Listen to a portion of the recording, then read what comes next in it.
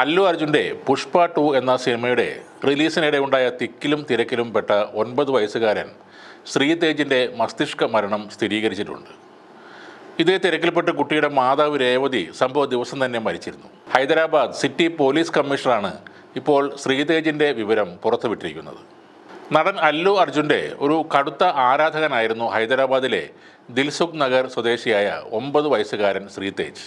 അല്ലു അർജുനോടുള്ള ഈ കടുത്ത ആരാധന കാരണം ശ്രീതേജിനെ കൂട്ടുകാർ വിളിച്ചിരുന്നത് തന്നെ പുഷ്പ എന്നായിരുന്നു.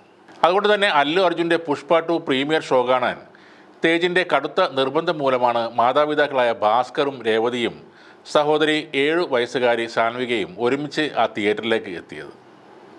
എന്നാൽ പ്രീമിയർ ഷോക്കെത്തിയ അല്ലു അർജുനെ കാണാൻ തിയേറ്ററിലുണ്ടായ തിക്കിലും തിരക്കിലും പെട്ട് ശ്രീതേജിൻ്റെ അമ്മയുടെ ജീവൻ നഷ്ടമായിരുന്നു. ചിത്രത്തിൻ്റെ റിലീസിൻ്റെ ഭാഗമായി രാത്രി 11 മണിക്ക് ആരാധകരുടെ വലിയ ഒരു നിര തന്നെ ഹൈദരാബാദിലെ സന്ധ്യ തിയേറ്ററിന് മുന്നിലുണ്ടായിരുന്നു. അതിനിടെയാണ് അപ്രതീക്ഷിതമായി സംഗീത സംവിധായകൻ ദേവിശ്രീ പ്രസാദിനൊപ്പം അല്ലു അർജുൻ ചിത്രത്തിൻ്റെ സ്ക്രീനിങ്ങിനായി ആ തിയേറ്ററിലേക്ക് എത്തിയത്. അതോടെ താരത്തെ കാണാൻ ആരാധകർ ഉന്തും തള്ളുമായി. അപ്പോഴത്തെ ആ തള്ളിലും തിരക്കിലും തിയേറ്ററിൻ്റെ പ്രധാന ഗേറ്റ് തകർന്നു വീഴുകയും ചെയ്തു. ആരാധകരുടെ ആവേശം ഇങ്ങനെ അതിര് കടന്നതോടെ ജനക്കൂട്ടത്തെ നിയന്ത്രിക്കാൻ പോലീസ് ലാത്തി വീശി. ഇതിനെ തുടർന്നുണ്ടായ സംഘർഷത്തിലും തുടർന്നുണ്ടായ തിക്കിലും തിരക്കിലുമാണ് രേവതിക്ക് ജീവൻ നഷ്ടമായത്. സംഭവത്തിൽ അല്ലു അർജുനെതിരെ കേസെടുക്കുകയും നടൻ അറസ്റ്റിലാവുകയും ചെയ്തു.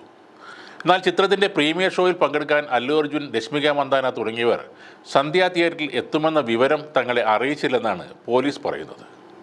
അല്ലാത്തപക്ഷം കാര്യമായ രീതിയിൽ തന്നെ സുരക്ഷാ സംവിധാനങ്ങൾ ഒരുക്കാനാകുമായിരുന്നു എന്നും പോലീസ് പറയുന്നുണ്ട്. ഈ അപകടത്തിന് ശേഷം 9 വയസ്സുകാരനായ ശ്രീതേജ് പൂർണ്ണമായും അബോധാവസ്ഥയിലായിരുന്നു.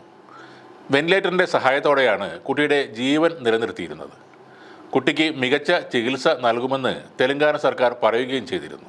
ആശുപത്രിയിൽ കഴിയുന്ന കുഞ്ഞിനെ കാണാൻ ഇതുവരെയും നടൻ അല്ലു അർജുൻ എത്തിയില്ലെങ്കിലും Telangana health secretary Christina Z ചോക്തുവും ഹൈദരാബാദ് പോലീസ് കമ്മീഷണർ CV ആനന്ദും സന്ദർശനം നടത്തിയിരുന്നു.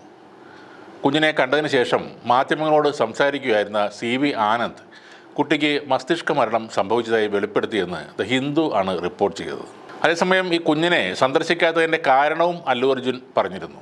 നിർഭാഗ്യകരമായ ആ സംഭവത്തിന് ശേഷം ആശുപത്രിയിൽ ചികിത്സയിൽ കഴിയുന്ന ശ്രീതേജിൻ്റെ കാര്യത്തിൽ ഞാൻ വളരെയധികം ആശങ്കാകുലനാണ്.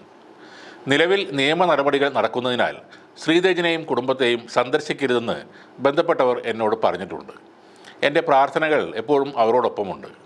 കുട്ടിയുടെ ചികിത്സയുടെ ഉത്തരവാദിത്തം ഏറ്റെടുക്കാൻ ഞാൻ തയ്യാറുമാണ്. കുട്ടി എത്രയും വേഗം പൂർണ്ണ ആരോഗ്യവാനാകുന്നതിന് വേണ്ടി ഞാൻ പ്രാർത്ഥിക്കുന്നു എന്നാണ് അല്ലു അർജുൻ ഇൻസ്റ്റാഗ്രാമിൽ കുറിച്ചത്. സമൂഹ മാധ്യമങ്ങളിലൂടെ വിമർശനം ശക്തമായതിന് പിന്നാലെയാണ് അല്ലു അർജുൻ്റെ പ്രതികരണമുണ്ടായത്. കേസ് നിലനിൽക്കുന്നതിനാൽ കുട്ടിയെ സന്ദർശിക്കുന്നത് സാക്ഷികളെ സ്വാധീനിക്കുന്ന തരത്തിൽ വ്യാഖ്യാനം ചെയ്യപ്പെടും.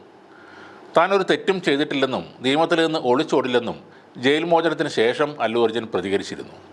മരിച്ച സ്ത്രീയുടെ കുടുംബത്തോടൊപ്പം നിൽക്കും. എൻ്റെ കുടുംബത്തിനും ഇത് വലിയ വെല്ലുവിളികളുടെ സമയമായിരുന്നു. ഈ ബുദ്ധിമുട്ടേറിയ സമയത്ത് എന്നെ പിന്തുണച്ച എല്ലാവർക്കും നന്ദി എന്നാണ് അല്ലു അർജുൻ പറഞ്ഞത്. അറിഞ്ഞുകൊണ്ട് അല്ലു അർജുൻ ഈ സംഭവത്തിൽ യാതൊരു തെറ്റും ചെയ്തിട്ടില്ല. എന്നാൽ ആൾക്കൂട്ടം ഉണ്ടാകും എന്ന കാര്യത്തിൽ പോലീസിനെ അറിയിച്ച് സുരക്ഷാ ക്രമീകരണങ്ങൾ ചെയ്യാമായിരുന്നു. അങ്ങനെ ചെയ്യാത്തതിൻ്റെ ഫലമാണ് 2 ജീവനുകൾ നഷ്ടപ്പെടാൻ കാരണം. ആരാധകർക്കും ഈ ദുരന്തം ഒരു പാഠമായി മാറേണ്ടതാണ്. സൂപ്പർ താരങ്ങളോടുള്ള ആരാധന അതിര് കടക്കാതെ നോക്കേണ്ടത് നിങ്ങൾ തന്നെയാണ്. വെറും 9 വയസ്സ് മാത്രമുള്ള കൂട്ടുകാർക്കിടയിൽ പുഷ്പ എന്നറിയപ്പെടുന്ന അല്ലു അർജുൻ്റെ ഏറ്റവും വലിയ ഫാൻ ബോയ് എന്ന് തന്നെ പറയാവുന്ന ശ്രീതേജ് ഈ ലോകത്തോട് യാത്ര പറഞ്ഞിരിക്കുന്നു. അന്ധമായ താരാരാധനയുടെ ഫലമായി ഒരു കുടുംബത്തിലെ 2 പേർക്ക് ജീവൻ നഷ്ടമായിരിക്കുന്നു.